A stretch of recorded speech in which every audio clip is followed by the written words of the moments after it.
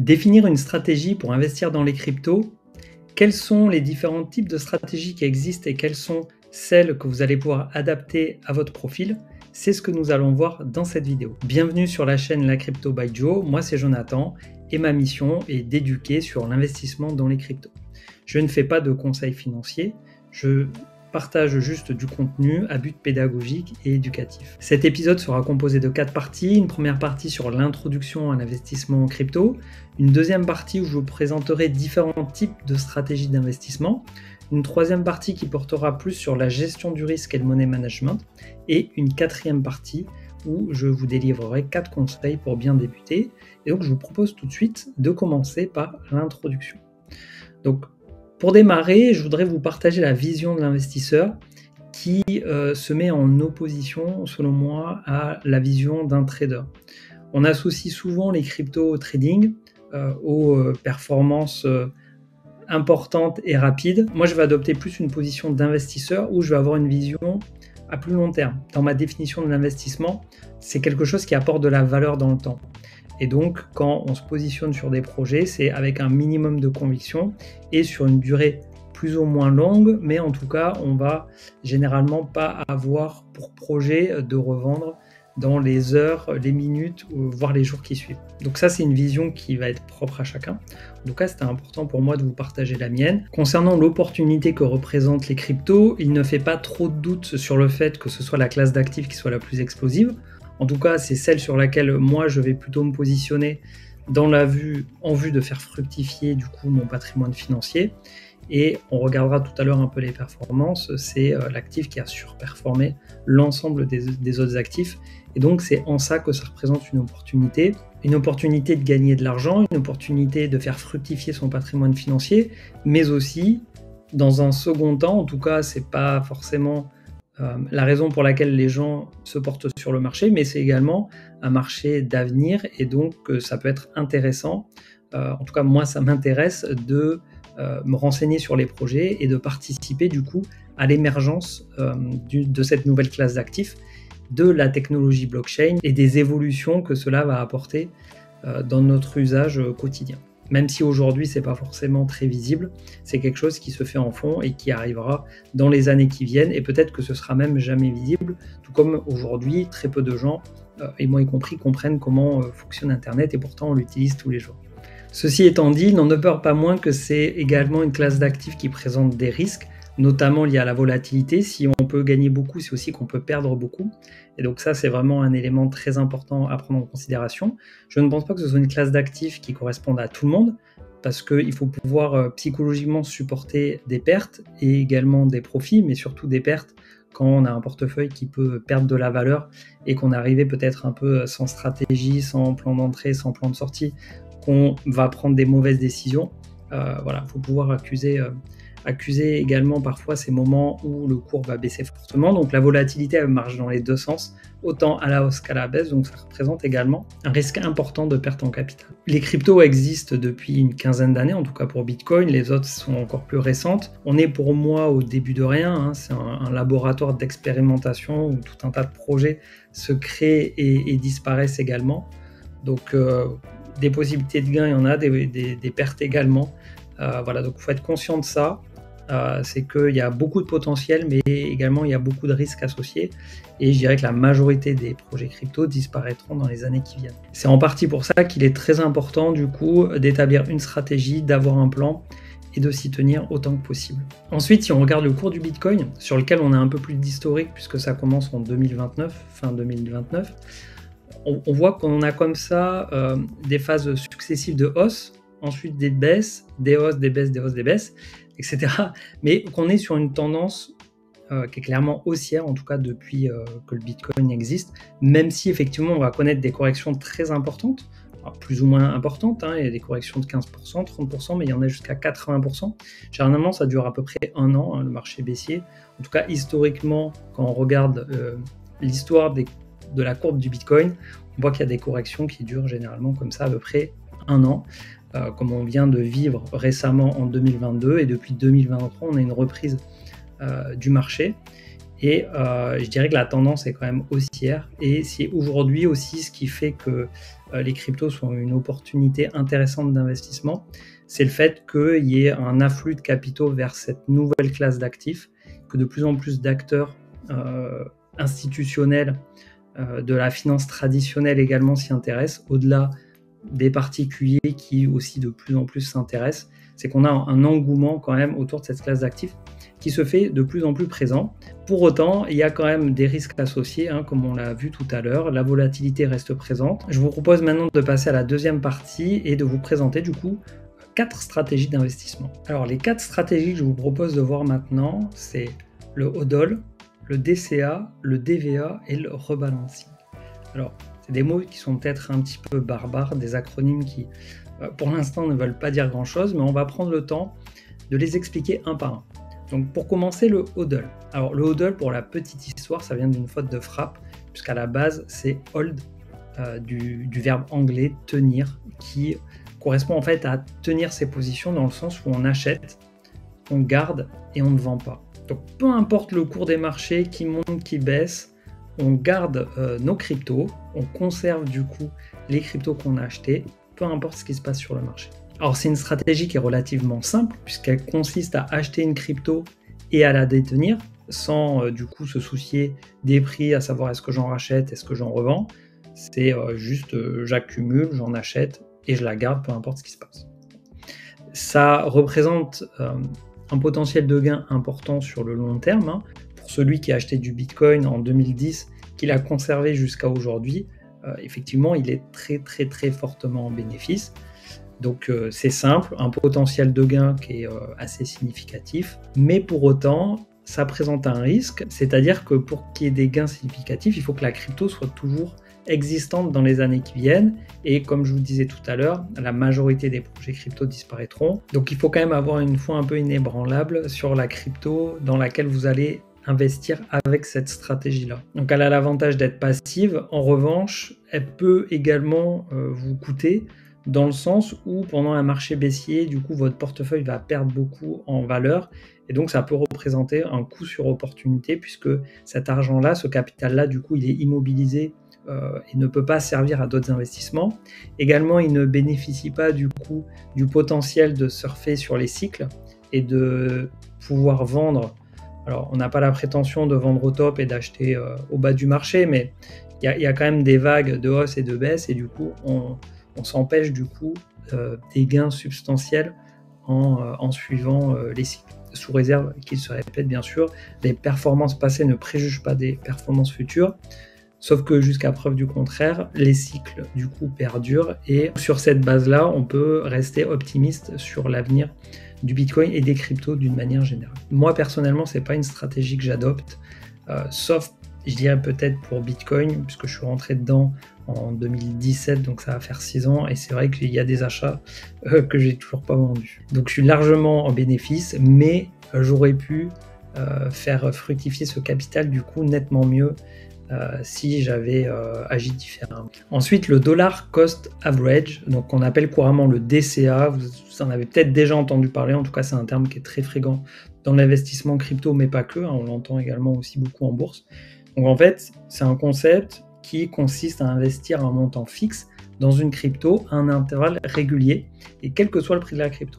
Par exemple, j'investis 100 € dans Bitcoin tous les 5 du mois, et donc tous les mois, je vais acheter pour 100 € de Bitcoin sans me soucier du coup de la valorisation du cours et me dire ah bah tiens là ça a monté donc j'en achète moins, là ça a baissé j'en achète plus, ou ah bah là j'ai plutôt envie de vendre. Donc voilà, là on se pose pas toutes ces questions là. On peut le programmer aussi de manière automatique selon la plateforme sur laquelle on investit et du coup on investit de manière régulière le même montant. Donc ça c'est le principe du DCA, ça se pratique beaucoup à l'achat, on en parle moins à la vente mais ça peut également se pratiquer à la vente où on va prendre des profits de manière régulière, au même titre que si on met 100 € par exemple par mois sur Bitcoin, on peut, quand on arrive dans une zone intéressante de prise de profit, se dire, bah, là par exemple si j'ai accumulé un Bitcoin, je vends 0,1 Bitcoin en 10 fois, et donc je vais en vendre 0,1 toutes les semaines, toutes les 2 semaines, tous les mois. Voilà, ça c'est une fréquence qui est à définir, mais c'est pour vous donner une idée en fait de ce que représente un DCA inversé pour prendre des profits. L'avantage de cette stratégie-là, de cette méthode d'investissement, c'est que ça réduit l'impact de la volatilité, ça permet de lisser le prix d'achat, que ce soit à la hausse ou à la baisse, ça simplifie également l'investissement, hein, le plan d'action du coup pour investir est assez simple. Le désavantage, c'est que c'est pas la méthode d'investissement la plus optimale et celle qui va permettre d'obtenir les plus gros rendements. Ensuite, la troisième stratégie, c'est le DVA, le Value Averaging. Donc, c'est une méthode d'investissement qui est beaucoup moins courante et répandue que le DCA. C'est juste un DCA amélioré en fait, qui consiste à ajuster la somme investie en fonction du cours de la crypto. Cette approche, en fait, elle consiste à ajuster la somme à investir pour maintenir un objectif de croissance défini dans le portefeuille. C'est-à-dire que si la valeur du portefeuille augmente, l'investissement est réduit. Et si la valeur du portefeuille baisse, on augmente les investissements. Pour vous donner un exemple, si on prend toujours le Bitcoin, aujourd'hui on a un prix moyen d'achat qui est inférieur au prix du Bitcoin. À ce moment-là, ce qu'on va faire, c'est qu'on va réduire le montant de notre investissement. Alors que si on avait un prix du Bitcoin qui est inférieur à notre prix d'achat moyen, à ce moment-là, on va augmenter notre montant investi pour pouvoir lisser encore plus notre prix moyen à la baisse. Alors que si on a un prix du Bitcoin qui est supérieur à notre prix d'achat moyen, dans ce cas-là, on va moins investir pour éviter de trop lisser notre prix moyen d'achat par le haut. Donc c'est un DCA du coup qui est plus dynamique. Donc l'inconvénient, c'est que ça demande un peu plus de temps. C'est une gestion plus actif de son portefeuille crypto. Par contre, l'avantage, c'est que ça peut conduire à un rendement en fait qui est beaucoup plus important puisque on va renforcer nos positions en marché baissier et on va pas trop s'exposer quand le marché est haussier. Ce qui fait qu'on va avoir un prix d'achat moyen qui sera plus bas que sur un DCA classique. Mais du coup, l'inconvénient, c'est que ça va prendre plus de temps. Et je dirais, alors c'est pas un inconvénient, mais c'est plus un risque. Il faut voir sur quelle crypto on le fait, parce que si on fait sur une crypto qui dans le temps va perdre de la valeur et peut-être terminera à zéro, à ce moment-là, on perd tout. Et donc, il n'y a pas d'intérêt à investir plus quand le cours baisse et qu'on a un prix d'achat moyen qui est supérieur au cours actuel.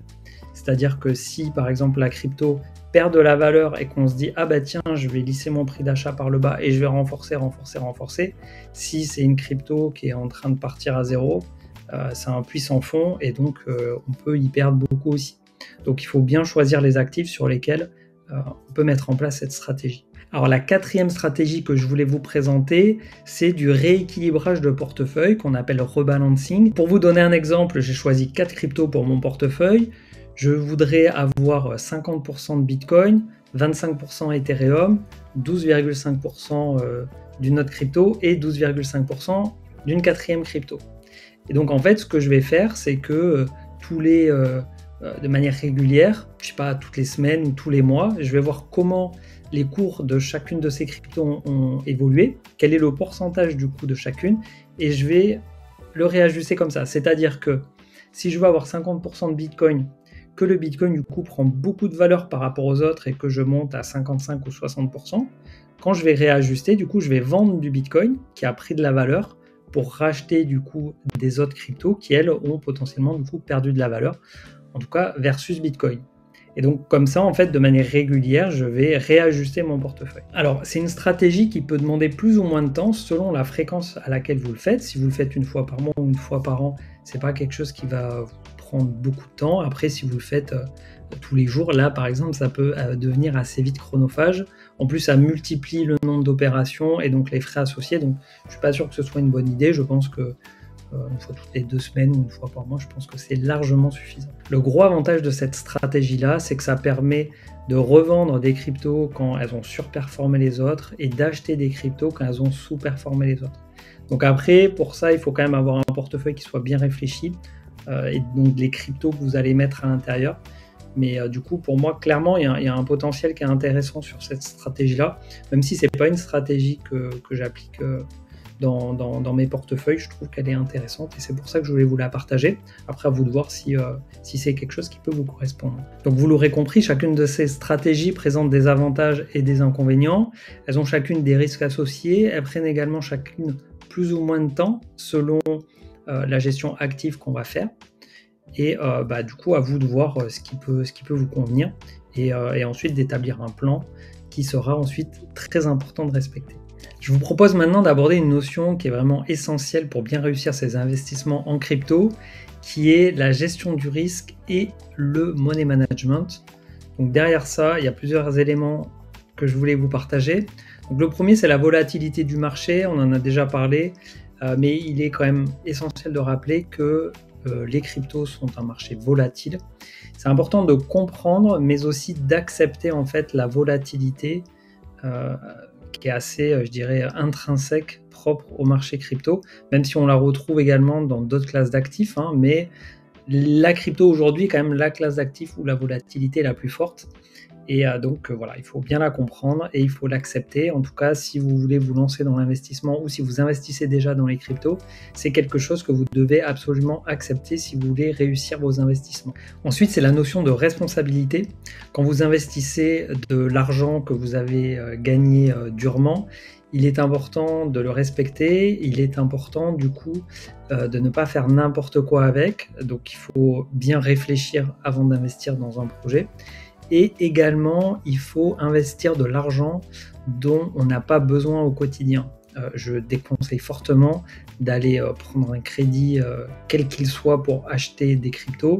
Je vous déconseille également de prendre votre épargne de réserve, votre épargne de précaution en cas de coup dur. Vraiment, l'investissement crypto, c'est quand on a de l'épargne en trop, quand on a un surplus d'épargne, ou quand on a déjà un patrimoine financier assez conséquent, qu'on va gagner plus que ce qu'on gagne.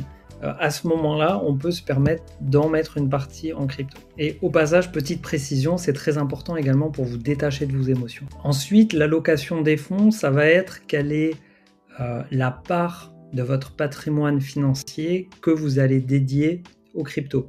Quel pourcentage vous voulez que les cryptos représentent sur votre patrimoine. Donc, il est coutume de dire que ça ne doit pas excéder 5% puisque c'est une partie qui va être sur des actifs très risqués, mais avec un potentiel de hausse aussi très important. Et donc l'idée, c'est de ne pas mettre en risque une partie importante de son portefeuille tout en s'exposant à une volatilité qui permettrait à votre portefeuille de se valoriser. Ensuite, la diversification au sein de votre portefeuille crypto, ça va être de ne pas ce qu'on appelle faire all-in sur une crypto, de ne pas investir l'ensemble du capital dédié aux cryptos sur une crypto en particulier. Alors, peut-être excepté sur des cryptos qui vont avoir des bons fondamentaux. Donc, moi, en l'occurrence, par exemple, ça pourrait être le cas pour Bitcoin ou Ethereum.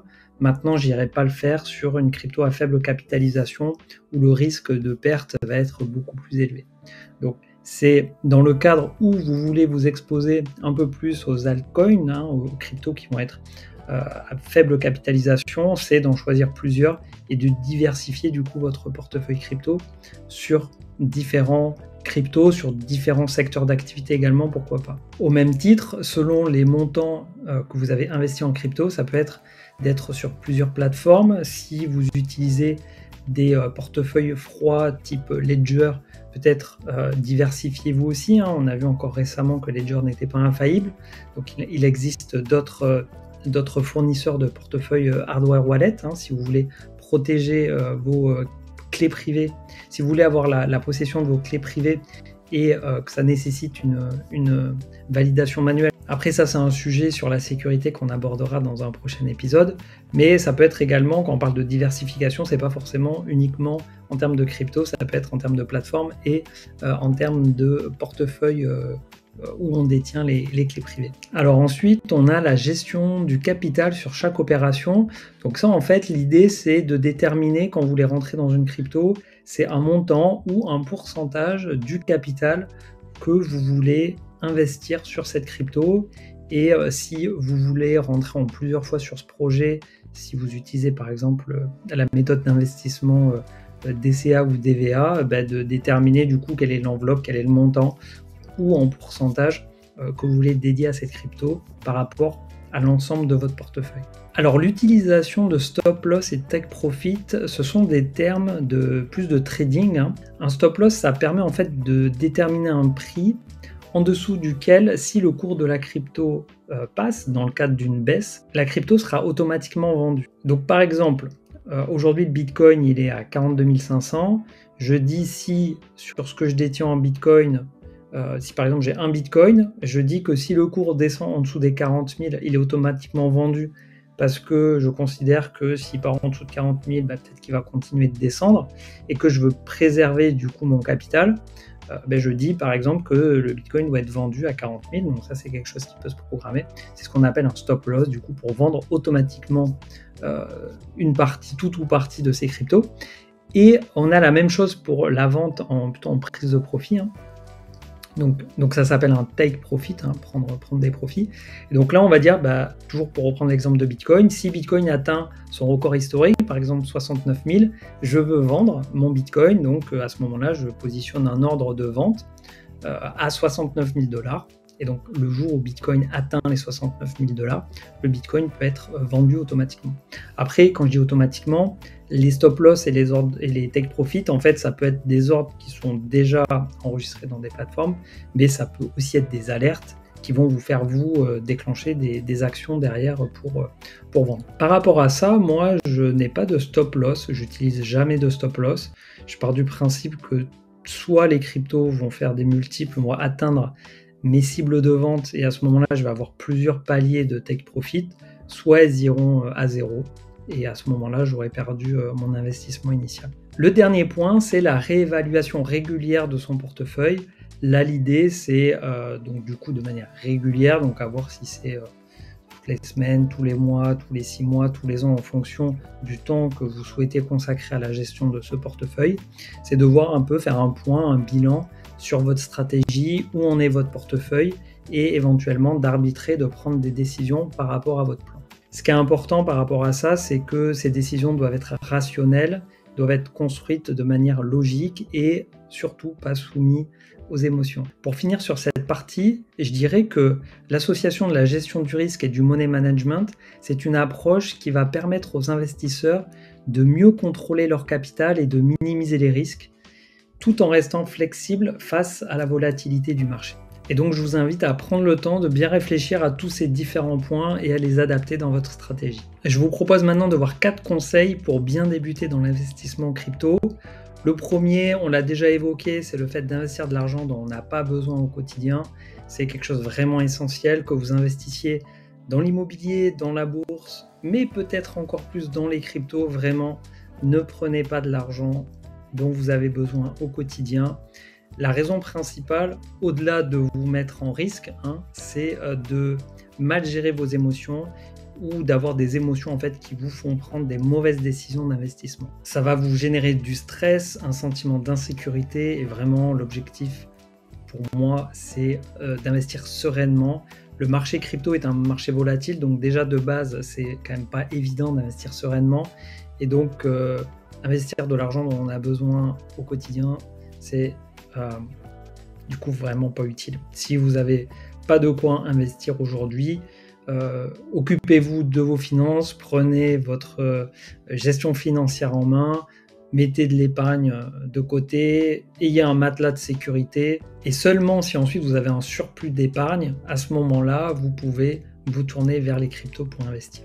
Et à ce moment-là, commencez par des petits montants, allez plutôt sur des cryptos, je dirais, solides et avec des bons fondamentaux. Ayez plutôt une stratégie prudente. Enfin, voilà, je ne donne pas de conseils en investissement, mais il est quand même de bon sens quand on se lance dans l'investissement crypto d'y aller avec des petits montants et sur des cryptos plutôt solides. En fait, l'idée de commencer par des petits montants, c'est de se familiariser en fait avec les outils, de se familiariser avec le vocabulaire, avec l'écosystème. En fait, vous allez être amené à découvrir tout un tas de choses. Donc, pour y aller de manière progressive, je considère que c'est toujours mieux d'y aller petit à petit. Ensuite, la patience et la discipline. Alors, je les ai mis ensemble. La patience, ça me fait penser à une phrase qui est courante, c'est « les impatients payent les patients ». Il y a des moments dans les cryptos avec les cycles où on est dans des phases d'incertitude, on est dans des phases de panique, enfin voilà, on traverse différentes émotions et clairement la patience est souvent récompensée. Quand on a des phases de latéralisation au niveau du cours des cryptos et que ce sont des phases pour le coup où il peut être intéressant de commencer à se positionner, des fois on a une capitulation par le temps, une lassitude en fait sur le marché crypto parce qu'on voit nos investissements soit qui ne bougent pas, en tout cas qui ne prennent pas de valeur, voire qui en perdent un peu. Et donc la patience est de mise. Après, encore une fois, faut-il être sur les bons projets pour espérer avoir des gains à moyen long terme. Mais voilà, la patience, c'est vraiment quelque chose de très important si on a bien fait ses devoirs et qu'on est du coup sur des bons projets. Et ensuite, la discipline, ça va être, une fois que vous avez défini votre stratégie, c'est tout simplement de s'y tenir, c'est de faire preuve de rigueur et d'éviter toutes les décisions qui seraient impulsives, que ce soit sous le coup de l'émotion ou parce que, je sais pas moi, un matin vous vous levez, vous regardez les cours et vous dites ah ben là, il faut que je fasse ça, ça, ça. Prenez peut-être 24 heures, des fois 24 à 48 heures avant de valider une décision ou un changement dans votre stratégie, dans votre plan.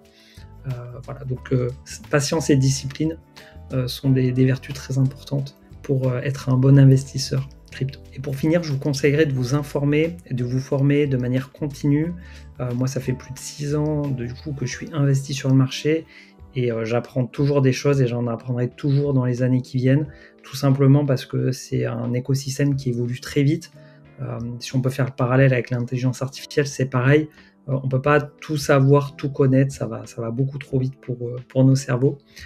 Donc il est important de rester informé sur ce qui se passe dans les cryptos, tout en faisant attention non plus à ne pas tomber dans un surplus d'informations, parce que trop d'informations tue l'information, comme on dit. Donc voilà, restez au courant, alerte, identifier du coup les secteurs qui sont en développement.